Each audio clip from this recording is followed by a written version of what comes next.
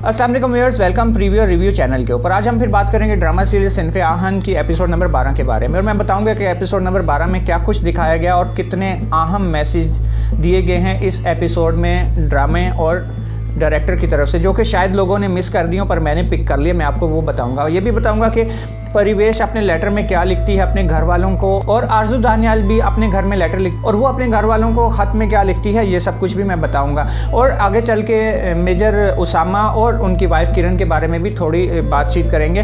पर ये सब कुछ जानने के लिए आपको रहना पड़ेगा मेरे साथ और देखनी पड़ेगी मेरी पूरी वीडियो, और मैं उम्मीद करता हूँ कि आप मेरी पूरी वीडियो देखेंगे भी। पर उससे पहले मैं आपसे रिक्वेस्ट करूँगा कि काइंडली जो भी मेरी इस वीडियो को देख रहे हैं मेरे चैनल को सब्सक्राइब कर ले और मेरी वीडियो को लाइक करके अपने दोस्तों अहबाब के साथ शेयर कर दें। तो नाज़रीन, शुरू करते हैं एपिसोड नंबर 12 का रिव्यू।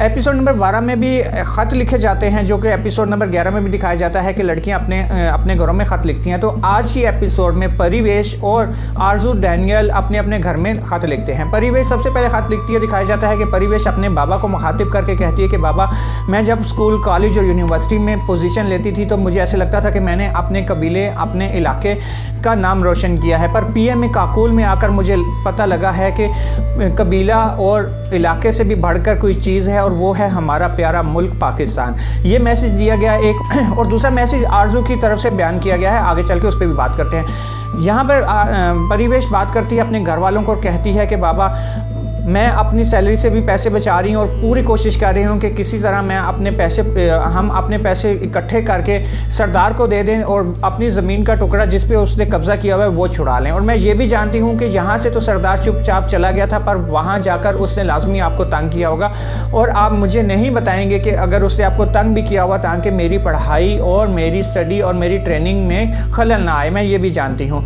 परिवेश ऐसी ही बातें करती है और कहती है कि बाबा, यहाँ आकर मुझे एहसास हुआ है कि हम पाकिस्तानी हैं, ना कि हम बलोची, सिंधी, महाजर, पठान या दूसरी ज़ुबानों में नहीं बटे हुए। यहाँ पे आकर मुझे एहसास हुआ है कि हम सबसे पहले पाकिस्तानी। और मैं ये भी सोचती हूँ और अपने आप से सवाल करती हूँ कि हमें इन लहजों, इन ज़बानों, इन सूबाई हद तक क्यों महदूद करके रखा गया और हमें क्यों तकसीम किया गया है। ये सवाल भी मैं अपने आप से पूछती हूँ। ये मैसेज था पहला इस एपिसोड में जो ड्रामा वालों की तरफ से दिया गया, और बहुत अच्छे तरीके से परिवेश ने इसको डिलीवर करने की कोशिश की है। शायद आप लोगों ने मिस कर दिया हो, पर ये जो ड्रामा सीरियल है ये सिर्फ ड्रामा नहीं है, इसमें बहुत कुछ अच्छे अच्छे मैसेजेस भी हैं जिसको पिक करना पड़ेगा और जिसके ऊपर अमल करना पड़ेगा। तो यहाँ पर मैं बता देता हूँ कि हमें किसने तकसीम किया हुआ है ज़बानों में, लहजों में, इलाकों में। तो वो हैं हमारे मुल्क के सियासतदान, चाहे वो किसी भी पार्टी, किसी भी सूबे से ताल्लुक़ रखते हों, वो सूबाइयत, वो लिसानियत लाजमी करते हैं, और इन्होंने ही हम पाकिस्तानियों को तकसीम करके रखा हुआ है, जो कि हमारी बहुत बड़ी कमज़ोरी है।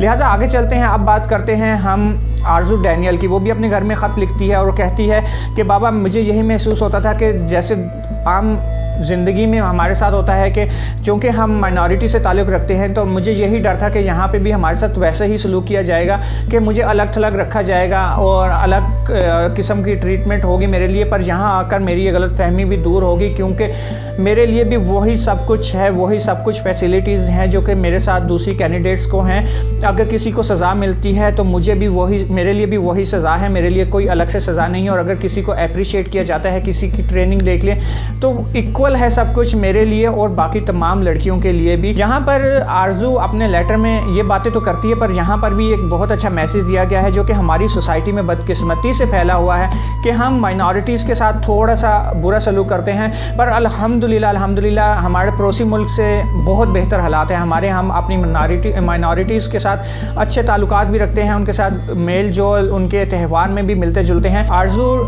मज़ीद अपने हाथ में लिखती है कि बाबा, यहाँ पर आकर मुझे ये एहसास हुआ और यकीन हुआ कि जो हमारे झंडे में कायदे आज़म ने वाइट कलर हमारे लिए मुख्तस किया है वो किस लिए किया गया है। और यहाँ पर आकर मुझे सबसे अच्छी बात ये लगी कि मुझे नौरेज़ की बिल्कुल याद नहीं आती, जो कि वहाँ रहकर मुझे डर रहता था कि नौरेज़ पता नहीं कहाँ पे होगा, उसकी झूठी मोहब्बत और वो किस लड़की के साथ घूम फिर रहा होगा। यहाँ पर आकर मैं नौरेज़ तक को भूल गई हूँ, क्योंकि पीएमए ने और पाकिस्तान आर्मी ने मुझे इतना प्यार, इतनी अहमियत दी है कि मुझे अपना आप पहचानने में मेरी मदद की है। एंड में वो नारा लगाती है कि पीएमए जिंदाबाद, पाकिस्तान पाइंदाबाद। मज़ीद इस एपिसोड में यह दिखाया जाता है कि मेजर उसामा, उनकी वाइफ यानी कि किरण, उनकी होती है बर्थडे और वो बर्थडे केक लेकर अपने घर पहुंचते हैं, जहां पर किरण की बेटी आती है और वो कहता है कि बेटा मामा कहाँ हैं, देखो मैं उनके लिए गिफ्ट और केक लेकर आया हूँ। तो किरण आती है और कहती है कि आपने इतना तकल्लुफ़ क्यों किया, आप इसकी क्या ज़रूरत थी, आप क्यों ले आए। तो उसकी बेटी यहाँ पर कहती है मेजर उसामा की कि बाबा आपने इस पर तो नाम ही नहीं लिखवाया। तो मेजर उसामा के मुंह से निकल जाता है कि मुझे समझ ही नहीं आई कि मैं कौन सी ज़ुबान में नाम लिखूं। बस ये बात कहनी थी मेजर उसामा की जानिब से कि किरण के जज्बात जाग जाते हैं और वो अपने आप पे काबू नहीं रख पाती। दरअसल किरण की ऑलरेडी शादी हुई होती है तैमूर के साथ, जो कि मेजर उसामा का बहुत अच्छा ना सिर्फ दोस्त होता है बल्कि कोर्समेट भी होते हैं, एक साथ ही इन्होंने ट्रेनिंग ली होती है। मेजर उसामा को अपनी गलती का एहसास हो जाता है और वो जाता है किरण के पास और कहता है कि अगर तुम चाहो तो अपना दर्द दुख मेरे साथ बांट सकती हो। तो किरण कहती है कि प्लीज़ आप मुझे अकेला छोड़ दें, मुझे जैसे ही सब्र आ जाएगा मैं इस बारे में ख़ुद आपसे बात करूँगी। अगली एपिसोड्स में किरण और मेजर उसामा की कहानी को भी आगे दिखाया जाएगा, जैसे कि आहिस्ता आहिस्ता राइटर और डायरेक्टर आने वाली एपिसोड्स में इनकी कहानी को दिखा रहे हैं। आइंदा आने वाले एपिसोड्स में भी इनकी कहानी को आगे चलता हुआ दिखाया जाएगा। तो इस एपिसोड में मज़ीद ये होता है कि लड़कियों की होती है ट्रेनिंग, जो कि मामूल की ट्रेनिंग होती है, पर इस एपिसोड में थोड़ा सा उससे हटकर एक नई ट्रेनिंग की तरफ इनको लेके जाया गया है। और वो ट्रेनिंग होती है ये कि लड़कियों को शूटिंग रेंज पर ले जाया जाता है और पहली दफ़ा उनसे फायरिंग करवाई जाती है और उनके निशानों की प्रैक्टिस करवाई जाती है।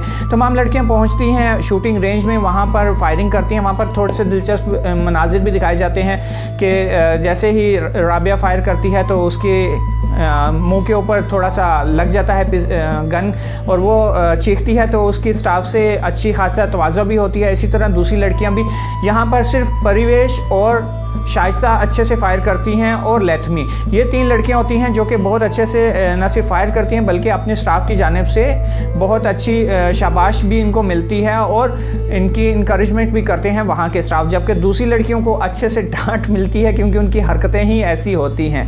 इस एपिसोड में बस यही कुछ दिखाया गया है आज, और इंटरेस्टिंग पहलू इसका यही था जो मैंने 2 पॉइंट आपको बताए कि इसमें जो 2 अहम मैसेज दिए गए हैं पूरी पाकिस्तानी कौम के लिए। अब हम बात करते हैं एपिसोड नंबर 13 की और थोड़ा सा प्रीव्यू करते हैं कि एपिसोड नंबर 13 में क्या कुछ दिखाया जाएगा। एपिसोड नंबर 13 में दिखाया कुछ यूँ जाएगा कि सलूटिंग टेस्ट होगा तमाम लड़कियों का, और जो पास कर लेंगी वो जाएंगी छुट्टी अपने अपने घरों में। वहाँ पर शाइस्ता जाएगी, आरजू जाएगी अपने घर में, और दिखाया कुछ यूँ जाएगा कि आरजू जब अपने मोहल्ले से गुजरेगी तो वही मोहल्ले के छोरे लड़के आरजू को छेड़ने के लिए आगे बढ़ेंगे, उसको तंग करेंगे। तो अब आरजू आम लड़की नहीं है क्योंकि पीएमए काकूल ने उसको सिनफे आहन बना दिया हुआ है, और वो वहाँ पर लड़कों की करेगी अच्छे से धुलाई और उनको दिखाएगी पीएमए काकूल की ट्रेनिंग के 2 हाथ। दूसरी जानिब शाइस्ता अपने मंगेतर के साथ गाड़ी में बैठी हुई दिखाई जाएगी और वो अपने उसका मंगेतर उसे बोलेगा कि मैं तुम्हारे लिए कुछ भी कर सकता हूँ। तो शाइस्ता आगे से बोलेगी क्या तुम मेरी खातिर इस मंगनी को तोड़ दोगे। इतना बड़ा सवाल, इतना अहम जवाब सुनकर उसका मंगेतर भी चौंक जाएगा, और आगे की एपिसोड में दिखाया जाएगा कि उसका मंगेतर उससे थोड़ा अपसेट रहेगा, अपने घर वालों से भी अपसेट रहेगा। इन दोनों की नाराज़गी दिखाई जाएगी, ना सिर्फ इनकी बल्कि इन दोनों के ख़ानदानों की आपस में नाराज़गी दिखाई जाने वाली है। नेक्स्ट एपिसोड में मज़ीद ये भी दिखाया जाएगा कि परिवेश पहुंच जाएगी अपने घर, वहां पर जाकर अपने माँ बाप से मिलेगी जो कि उसको देखकर बहुत खुश होंगे और अल्लाह का शुक्र अदा करेंगे। दिखाया ये जाएगा कि परिवेश मिलेगी अपने सरदार के से, और सरदार को मिलकर परिवेश बोलेगी कि अगर हम आपको आपकी ज़मीन के पैसे वापस कर दें तो क्या आप हमारी ज़मीन हमें वापस कर देंगे। ये सब कुछ दिखाया जाएगा। यहाँ पर सरदार की अना और उसकी अकड़ भी दिखाई जाएगी। वो डांटेगा भी परिवेश को और उसके बाप को और कहेगा कि तुम लोगों की हिम्मत कैसे हुई हमारी बराबरी करने की, क्योंकि सरदार का बेटा भी उसी एकेडमी में ट्रेनिंग ले रहा है परिवेश के बराबर। पर परिवेश भी अब फौजी बन चुकी है, ट्रेनिंग ले रही है, वो भी सरदार को आड़े हाथों लेगी। ये सब कुछ दिखाया जाने वाला है आइंदा। सो नाजरीन, अब देखते हैं कि अगली एपिसोड में मज़ीद क्या कुछ दिखाया जाएगा। मुझे भी इंतज़ार है, आप भी कीजिए इंतज़ार नेक्स्ट एपिसोड का, और देखते हैं कि क्या कुछ दिखाया जाता है अगली एपिसोड में। और इस ड्रामे की कामयाबी का अंदाज़ा आप इससे लगा सकते हैं कि इस ड्रामे की हर एपिसोड जो कि 2 चैनल्स के ऊपर अपलोड हो रही है, एक तो ARY और दूसरा ISPR का अपना चैनल। हर एपिसोड मिलियंस व्यूज़ ले रही है चंद ही घंटों में। इस ड्रामे की कामयाबी इसी चीज़ से आया है। और फिर जाते जाते मैं बता दूं कि ये सिर्फ ड्रामा नहीं है, इसमें बहुत सारे मैसेजेस हैं जो कि हम अपने अंदरूनी दुश्मनों और बैरूनी दुश्मनों को दे रहे हैं। देखते रहिए पाकिस्तानी ड्रामा, पाकिस्तानी कंटेंट, और सपोर्ट कीजिए अपने इदारों को, अपने इंडस्ट्री को। Thanks for watching. अल्लाह हाफिज़।